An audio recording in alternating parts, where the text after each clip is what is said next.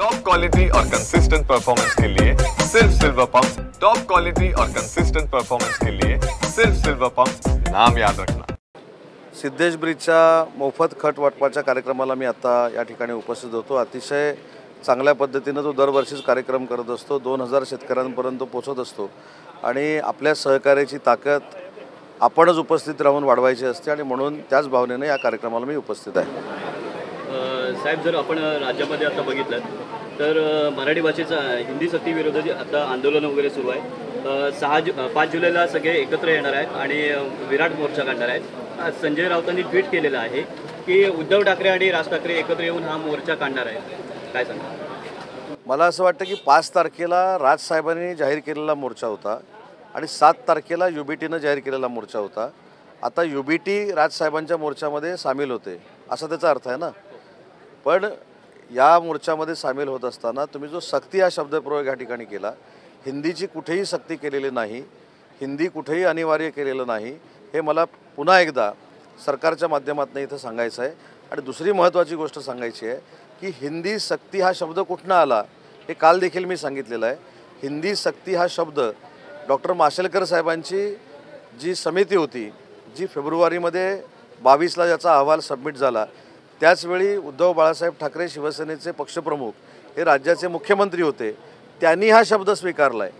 त्यांनी हिंदी सक्ती केली, हा जो अहवाल होता तो स्वीकारलेला आहे आणि तीच लोक आज राजसाहेबांची गर्दी जमणार आहे म्हणून तिथं सहभागी होत आहेत। मला असं वाटतं की त्यांचा लोकशाहीतला भाग आहे, कोणी कोणाबरोबर जायचं, परंतु हिंदीची सक्ती करावी हा जो निर्णय झाला त्यावेळी मुख्यमंत्री युबीटीचे पक्षप्रमुख उद्धवजी ठाकरेच होते। परंतु आता फक्त त्यांनी ती सक्ती केली होती ही लोकांसमोर येऊ नये म्हणून त्यांनी कदाचित 5 तारखेला त्या मोर्चामध्ये जाण्याचा निर्णय घेतला असेल। या मोर्चा दरम्यान जे दोन्ही एकत्र येणार आहेत, राज ठाकरे उद्धव ठाकरे, याच्यावरती सरकारवरती काही परिणाम होईल का आगामी? सरकारवर आपण कशा अर्थानं म्हणताय? म्हणजे युती होईल? युती होईल हो, एखाद्या विषयावर सगळे जर एकत्र येत असतील तर ती युती होत नाही। अजून 5-6 महिने निवडणुकीसाठी आहेत। निवडणूक आयोग ज्यावेळी निवडणूक लावेल त्यावेळी खरे जेव्हा एकत्र येतील तेव्हा आपण त्याच्यावर चर्चा करू। उद्या हा मराठीच्या बद्दलचा मोर्चा आहे, तो कोणाचा आहे? तो मनसेनं कुठचाही झेंडा न घेता मोर्चा काढावा जो जाहीर केला होता, त्या मनसेच्या मोर्चामध्ये हे सामील होत आहेत।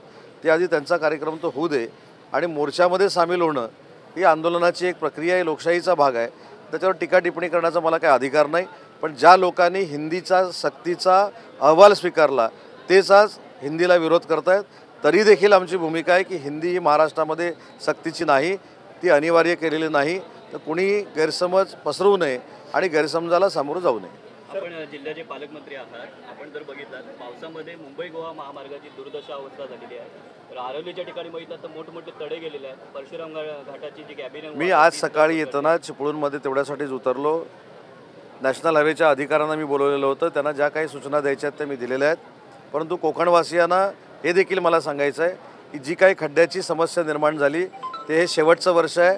पुढच्या गणपतीमध्ये चाकरमानी येत असताना 5 तासामध्ये सिंधुदुर्गामध्ये पोहोचेल, 4.5 तासामध्ये रत्नागिरीला पोहोचेल आणि 3.5 तासामध्ये चिपळूणला पोहोचेल।